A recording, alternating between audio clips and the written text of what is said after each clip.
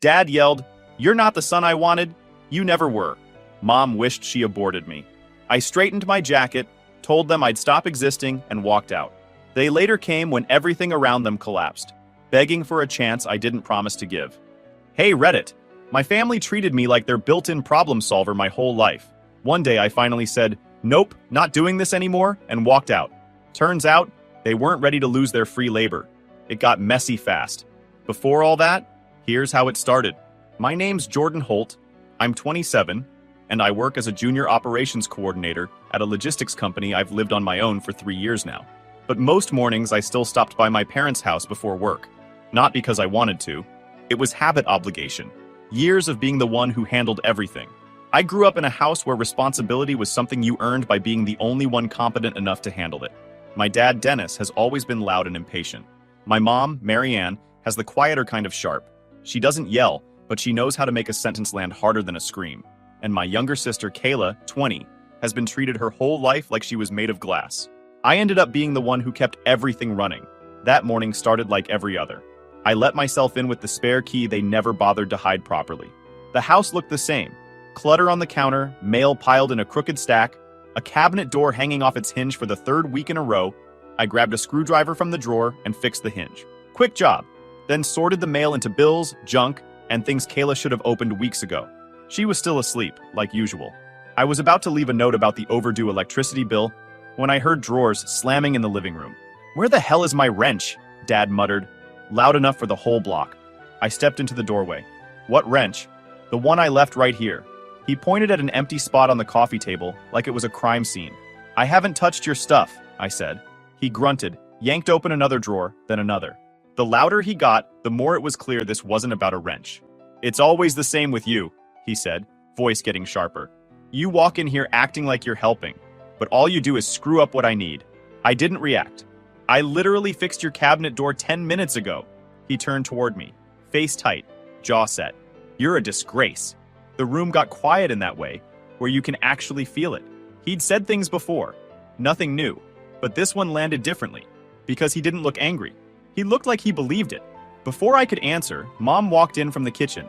She must have heard enough to know what was happening, because she didn't even ask what the argument was. She just crossed her arms like she'd been waiting for her moment. "Of course he's a disgrace," she said. "Look at how he turns his back on his own family." I raised a brow. "I'm here every morning." "Yeah," she said, voice flat. "And somehow you still make everything harder." There it was, the usual guilt routine. I didn't flinch. Dad kept going. "You're never around when we actually need you. All that money we spent raising you." "Raising me?" I laughed once under my breath. I raised myself. That set them both off. They started talking over each other. Dad blaming, Mom nitpicking, bouncing every failure in their life back onto me like I was some kind of easy target I let them talk. I wasn't, not anymore, but they hadn't caught up to that yet. Then Mom stepped closer, eyes locked on mine, and said it like it was just another normal sentence. "I wish I aborted you." And the room went dead silent again. No screaming, no tension-breaking sound, just that line hanging in the air. She didn't look shocked that she said it. If anything, she looked satisfied. I looked at her, then at Dad. My voice didn't rise. "Then you just lost me." That was all. I picked up my jacket from the chair, slid one arm in, then the other, no rushing, no shaking hands. I didn't slam the door when I left. I just walked out. Once I got to my car, I didn't think. My hands moved on their own, steering toward Greenview Park, the place I used to bike to as a kid when the house felt too loud. Back then, it was the only place where I could hear myself think. Turns out that hadn't changed. The old hot dog van was already there. Harlan, the guy who ran it, gave me a small nod as I walked up. "Usual?" he asked. "Yeah." He handed it to me without another word. That's what I liked about him. Didn't pry, didn't judge, just treated everyone the same. I took the hot dog and sat on the bench I always claimed when things got too much. Third one from the left, half under the big oak tree. Then I pulled out my phone. First thing, canceled the loan payment I'd been covering for Dad and Mom for the last 3 years. Then Kayla's tuition payment. Then I opened the emergency contact info for all the accounts tied to their address and removed myself from every single one. Next, I logged into the family phone plan and disconnected my card. After that, I deleted the apps I used for their grocery orders, bill reminders, paperwork filing, and ride scheduling. No hesitation, no guilt, just finally doing what I should have done years ago. When I finished eating, I tossed the wrapper, stood, and walked back to my car. I drove home to my apartment, dropped my phone into the kitchen drawer, and closed it. The apartment was exactly how I liked it. No clutter, no noise, just my space. I woke up the next morning to the sound of my phone buzzing nonstop inside the kitchen drawer where I'd tossed it the night before. I let it go for a minute, then finally opened the drawer and checked the screen. 36 missed calls, 22 texts, all from the same 3 people. Nothing surprising. I didn't open a single message. I turned the ringer off, put the phone in my pocket, and got dressed for work. Same black polo, same work boots. Routine, predictable, clean. The drive to the office felt unusually quiet. The kind of quiet most people would call uncomfortable. For me, it felt like oxygen. When I got to the logistics center, Trevor was already at his desk, tapping through emails with that half-distracted look he always had before coffee kicked in. He glanced up when I walked in. "You're in early," he said. "Traffic was light," I answered, booting up my computer. Trevor squinted at me for a second. "You look focused." I raised an eyebrow. "Focused is bad?" "No, man. Just different. Usually you look like you ran a marathon before showing up." He wasn't wrong. Mornings at my parents' house used to drain me before the day even started. Today I felt sharper, more awake. I didn't explain anything to Trevor, and he didn't push. That was the good thing about him. He wasn't like most people who needed every detail. Midway through my first task, my phone started vibrating in my pocket again. I ignored it until break, then checked the screen. Kayla had blown up my messages with a full thread of paragraphs. "Where are you? Mom is crying nonstop because of you. Dad's losing it. You need to fix this right now. Why are you acting like this is normal? Answer me."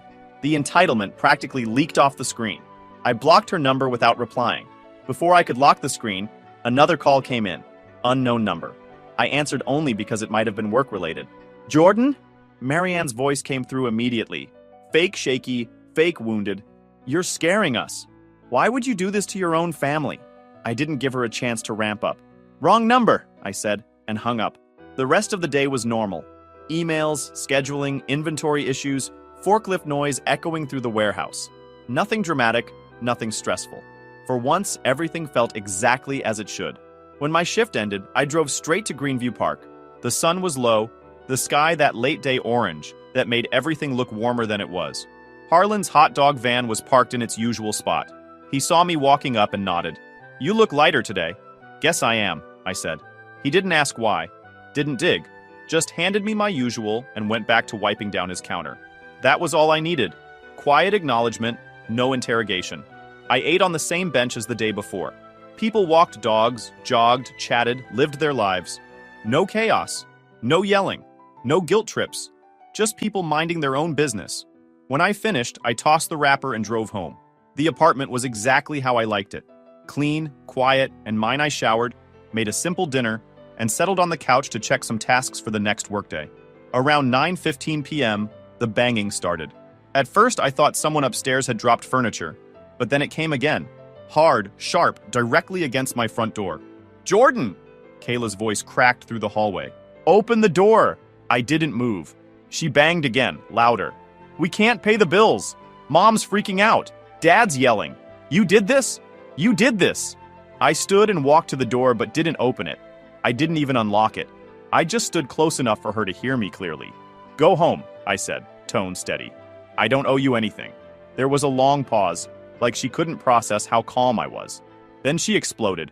"Are you serious? You're just gonna hide in there? You're unbelievable. You're—" "Go home," I repeated. Same tone, same distance. Silence. Then a frustrated, choked sound. Half cry, half anger. She hit the door once with her palm. "Fine," she snapped. "Stay in there. Don't expect us to be here when you decide to crawl back." I didn't respond. A moment later, her footsteps stormed down the hallway, echoing all the way to the stairwell door before it slammed shut. I waited a few seconds, then turned off the hallway light and went back to my couch, no shaking hands. No guilt. No pressure. Just the same calm I'd woken up with. For the first time in a long time, I could hear myself breathe. The next morning started like any other workday. I woke up before my alarm, took a quick shower, grabbed a granola bar on the way out, and headed to the office. No phone calls because my phone was still on silent, still clogged with messages I had no interest in reading. At work, everything felt normal. Inventory reports came in late. A truck driver complained about a routing change. Someone mixed up 2 pallet labels. Same routine problems. Nothing complicated. I spent most of the morning checking paperwork and organizing new shipment schedules. Trevor walked past my desk around 10. You good today? Yeah, I said, scanning a barcode sheet. He shrugged. You seem steady, less distracted. Clean break, I replied. He didn't ask for details. He knew better than to pry. By lunchtime, I needed a little air. Not because of stress, just habit. I grabbed my jacket and stepped outside. The weather was clear, a bit chilly, but good enough to walk a few blocks. Our building sat near a commercial stretch with a few construction sites scattered around. Some new office complex going up, lots of scaffolding and orange cones everywhere. I walked the same route I usually took. Down the block, across the street, past a line of food trucks that were only half open at that hour. Nothing unusual. A couple workers in hard hats were yelling measurements at each other across the scaffolding. A forklift beeped while reversing city noise, plain and simple.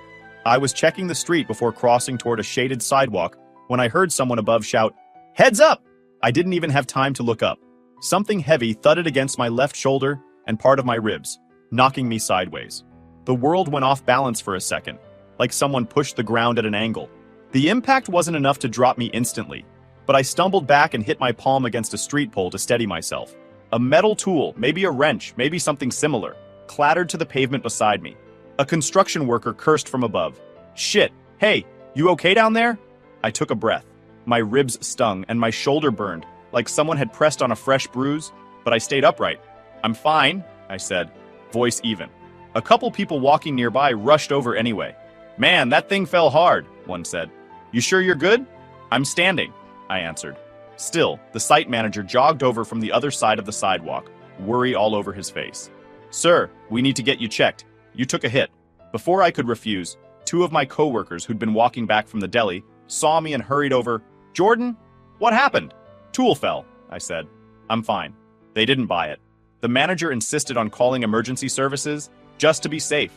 My coworkers backed him up, and I wasn't in the mood to argue over common sense, so I let them guide me to sit on a low concrete step while someone called it in. The pain in my ribs sharpened a little when I inhaled, but it was manageable.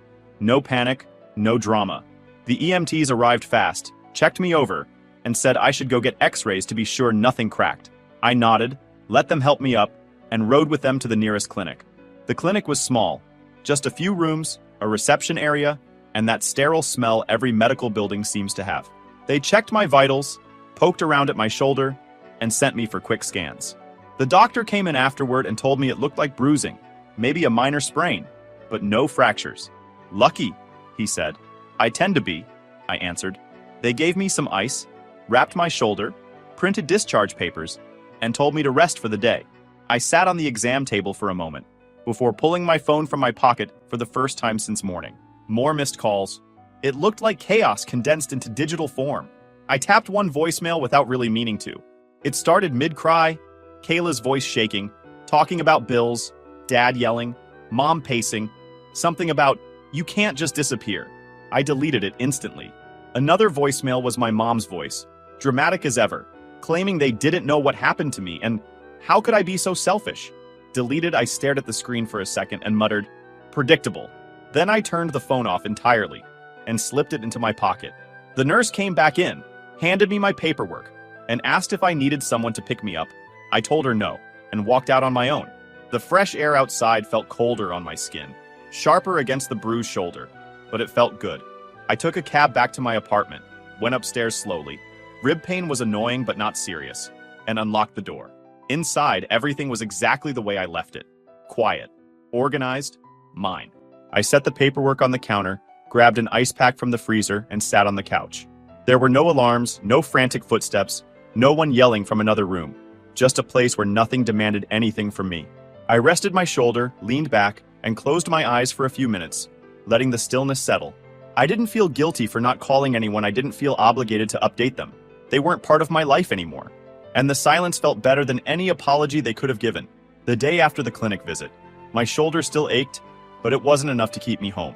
I turned my phone back on and left it on silent, then drove to work like usual, parked in my regular spot, and headed toward the entrance with a coffee in hand.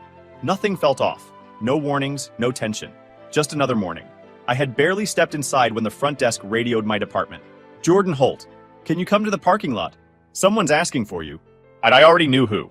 I turned around and walked back out. As soon as the automatic doors opened, I heard Dennis's voice echoing across the lot loud, angry, the kind of yelling that carries over engines and concrete. "There he is!" he shouted, pointing at me like I was a criminal caught on camera. "You think you can just ignore us? You think you can run off and let your whole family burn?" A couple of employees stopped mid-step to stare. I walked toward him slowly, steady, not reacting to the attention. "You shouldn't be here. You need to come home," he barked. "Fix this mess you made." "I didn't make anything," I said. "You're dealing with the consequences of your own choices." He stepped closer, face red. "Don't talk to me like I'm some idiot. You showed up at my job yelling in a parking lot," I said. "You're acting like one." That hit him harder than I expected. He jabbed a finger at my chest, but I stopped him with a look before he even touched me. "You don't control me," I said. "Leave the property." He looked stunned for half a second, then came back twice as loud. "You ungrateful little... You think you're better than us? You think you can walk out and pretend you don't have a family? Your mom hasn't slept since you left. Your sister is losing her mind.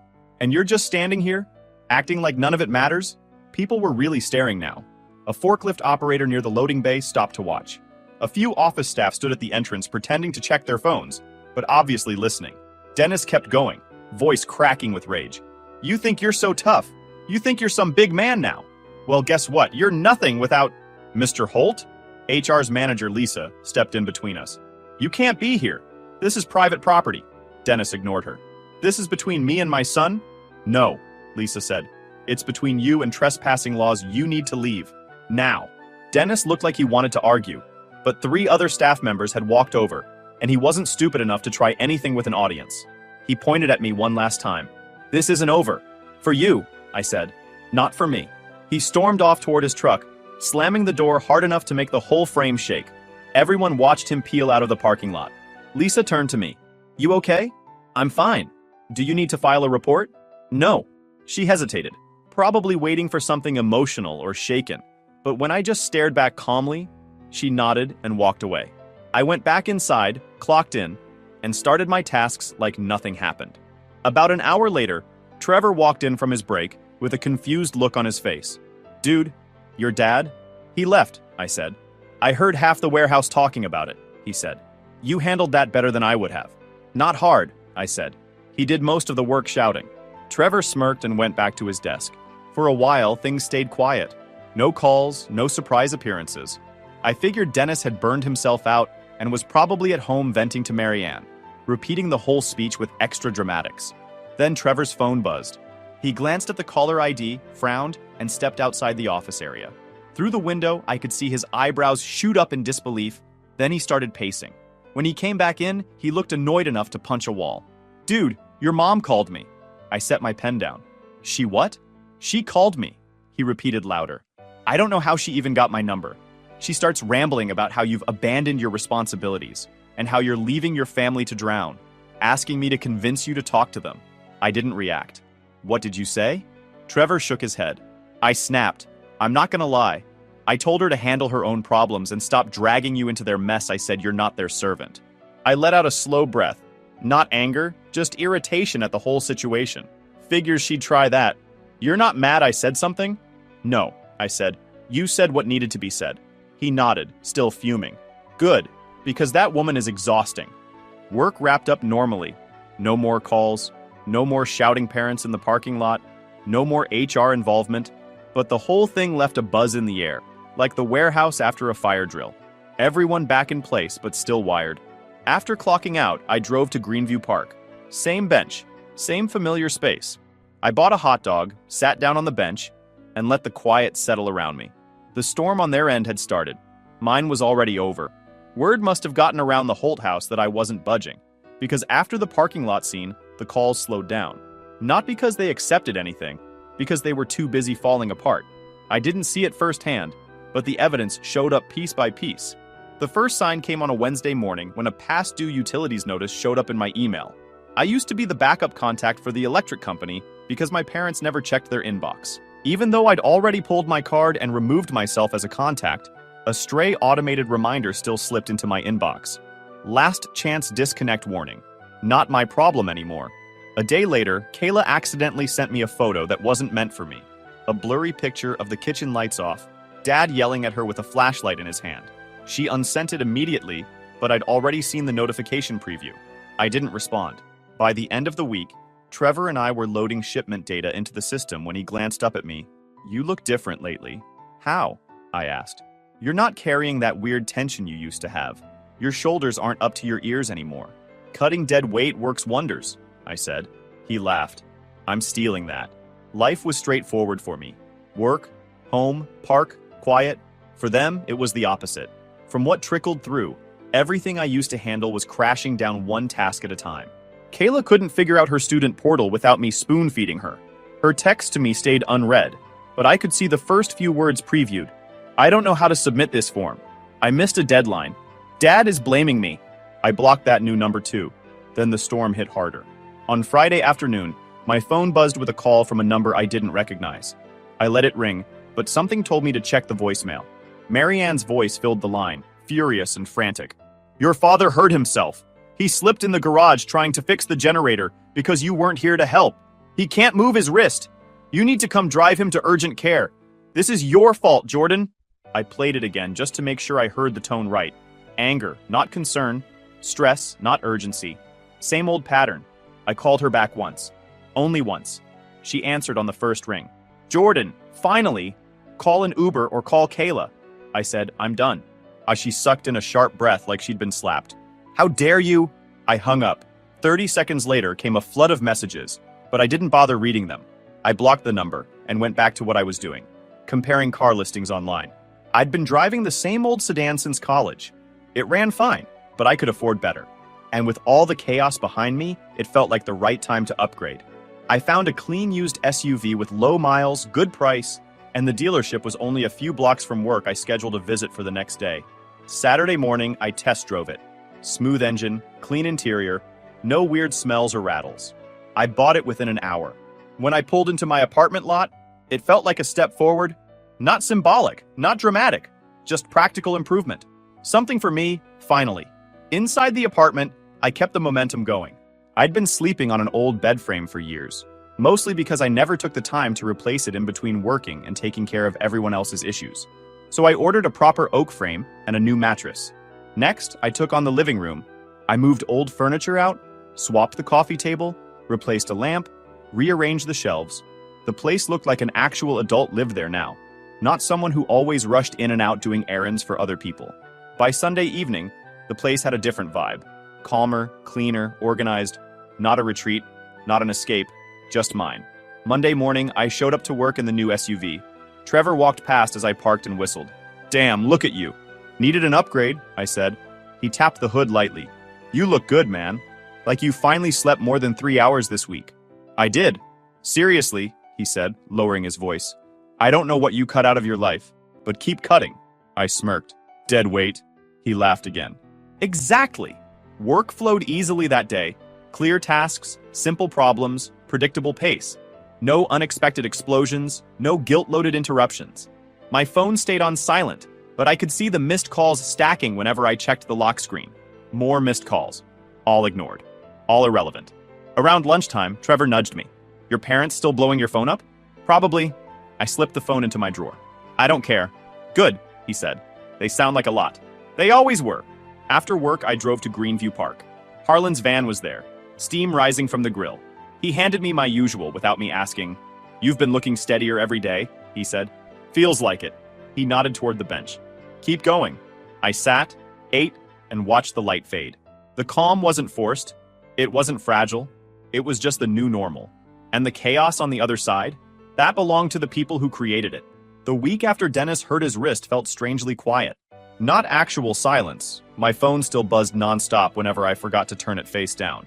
But the kind of quiet where none of their noise got through to me anymore. I worked, slept, ate, and kept to my routine. Nothing knocked me off balance. But people like my parents don't let things die out. When they can't get attention one way, they find another. And this time, they decided to get creative. It happened on a Thursday night. I had just finished cleaning up after dinner when my phone lit up with a call from Trevor. Not a text, an actual call. And he never called unless something was serious. I answered immediately. "What's up?" "All right, don't freak out," he said, already sounding irritated. "Your parents are at my apartment." I paused and sat down on the arm of my couch. "What do you mean at your apartment? Like, Outside my door. Right now. I could hear the shouting in the background, muffled but aggressive. They've been banging on it for the last 5 minutes. They're yelling your name like you live here. I closed my eyes briefly, not out of stress, just annoyance. What are they saying? That I stole you. That I turned you against them. They're demanding I call you and force you to talk to them.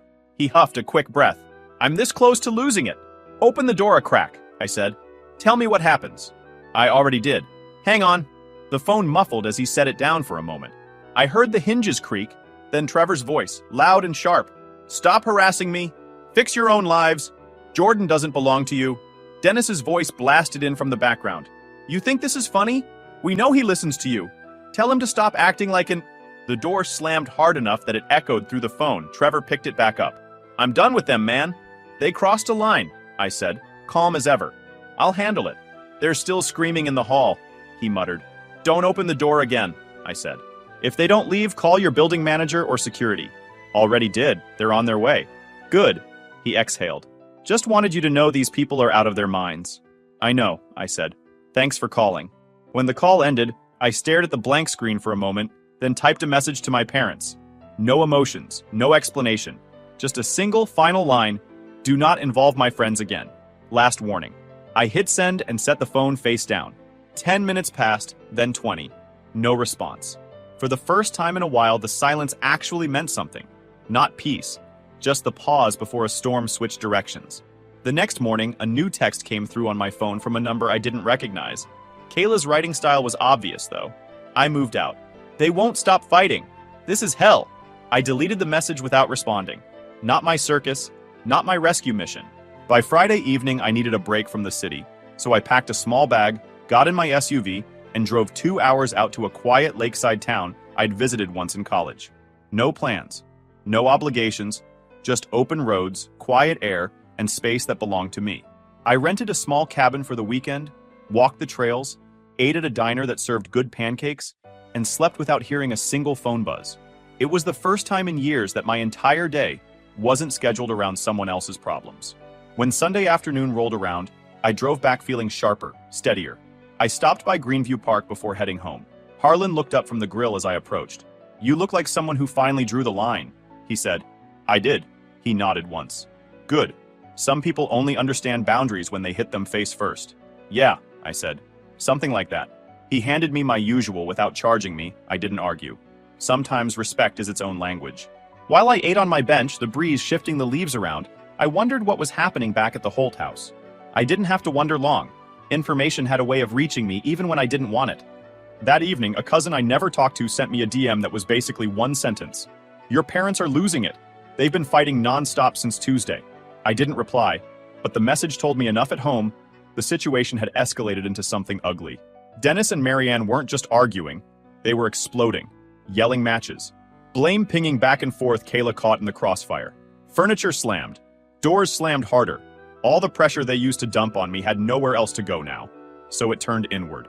The final shove came on Sunday night. I didn't hear it myself, but the cousin updated the message thread. He told her she ruined everything, said he regrets staying with her. She snapped back. They're both losing it. They'd turned on each other completely. And for once, none of it had anything to do with me. 4 days passed with complete silence from the Holt house. No calls, no new numbers, no shouting in hallways, just quiet. Just the kind that didn't feel temporary anymore. By then, they'd run out of people to lean on. Kayla had moved out. My cousin said they were too busy tearing into each other to keep pretending everything was my fault. On the 5th morning, while I was making breakfast, my phone lit up with a single text from an unknown number. Marianne again. Obviously. We need to talk. We want to take responsibility. I stared at it for a moment, not surprised, not moved, just noting it. This wasn't their usual tactic. Too short, too calm, too direct. If they were trying something manipulative, they would have used more words. I typed back one sentence. Greenview Park, 6 p.m. Nothing else. The rest of the day I worked like normal, handled scheduling, updated manifests, checked in with the warehouse. Trevor asked if things had calmed down. For now, I said. You gonna meet them? Yeah. He nodded like he understood everything without needing the details. When 6 rolled around, I drove to the park. The air was cool, the sky fading toward evening. Harlan was closing up his cart, wiping down the grill. He spotted me. Big night? He asked. Something like that? He didn't ask more, just gave a slow nod and packed up. That was why I liked the man. I went to the third bench under the tree, the same place I'd sat the day I walked out. A few minutes later, I saw them approaching from the parking lot. Dennis and Marianne. Both of them looked worn down, like the fight had been drained out of them by force. No sharp posture, no puffed-up pride. Just two people who'd taken too many hits in a row. They stopped a few feet away. "Can we sit?" Marianne asked. "Go ahead." They sat on the other end of the bench, leaving space. Dennis looked at the ground first, then at me, then back at the ground. That alone told me how far things had fallen in their house. Marianne was the one who spoke first. "We messed up," she said. No soft tone, no spin, just plain words. "We've said terrible things. Things I shouldn't have said to anyone, especially my son." Dennis nodded slowly. "We put everything on you. Things that weren't yours to carry. We depended on you because you always handled it. And when you finally stopped, we didn't blame ourselves. We blamed you." Marianne folded her hands. "Our house has been a disaster without you. But not because you left, because we didn't know how to do anything on our own." They weren't crying. They weren't trying to make a scene. They just looked tired. Dennis cleared his throat. "I've been angry for a long time. At work, at money, at myself. And I took it out on you because it was easier. And because you never pushed back." He paused. "But you did. And we deserved it." Marianne looked up at me. "No excuses. No, but you did this. Or but you said that. We were wrong. Completely wrong." That was new. The old version of her wouldn't have made it 3 seconds into an apology. Without redirecting blame, I listened without interrupting. No nodding, no reassuring, no giving them any emotional payout. Just listening. Dennis took a slow breath. "We understand why you walked out, and we understand why you haven't talked to us." Marianne added, quieter. "We don't expect you to come back. We don't expect you to fix anything. We just needed to say it." Silence settled for a moment. Not tense, just still. When they finished, I answered the same way I'd handled everything since the day I left. Calm, direct, controlled. "I'm not promising forgiveness," I said. "I don't know when or if that happens. But I'm willing to have a conversation if you stay respectful." They both nodded immediately. No arguing, no defensiveness. "Of course," Marianne said. "Fair," Dennis added. We didn't hug. We didn't suddenly become a picture-perfect family. We sat there for a few more minutes, making simple, neutral talk. Weather, work, things that didn't poke at anything raw. It wasn't warm, but it wasn't hostile, just steady. Eventually, they stood up. "Thank you for meeting us," Marianne said. Dennis looked at me one more time. "We'll give you space. Real space. Not the kind we pretend to give." "Good," I said. They walked back toward the parking lot. No yelling, no demanding, no guilt thrown over their shoulders as they left. Just two people finally facing the mess they made. I stayed on the bench for a while longer, watching the sky dim behind the trees. The air felt cleaner somehow. Or maybe I was just breathing easier now that the conversation was done. No tension left. No noise buzzing in the back of my head. Just the park settling into early evening. On the drive home, my phone buzzed twice. Not a call, 2 messages. The first one was from Kayla. I'd unblocked her earlier, mostly so "you never let me apologize" wouldn't become her new excuse. I know I wasn't good to you. I'm working on stuff.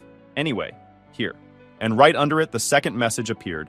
A random meme, a cat stuck in a laundry basket with the caption, "Help." Classic her. Not emotional, not dramatic, not a full apology. But the closest she'd ever come to admitting she was wrong without hiding behind yelling or excuses. I smirked. Not sentimental, not soft, just acknowledging the shift. For once, nobody was demanding anything from me. Nobody was pulling at me. Nobody was using me as a crutch. It wasn't forgiveness.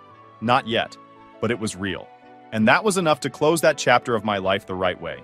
If you enjoyed this video, please hit that subscribe button. It really helps the channel and help us bring you more and better stories. Thanks.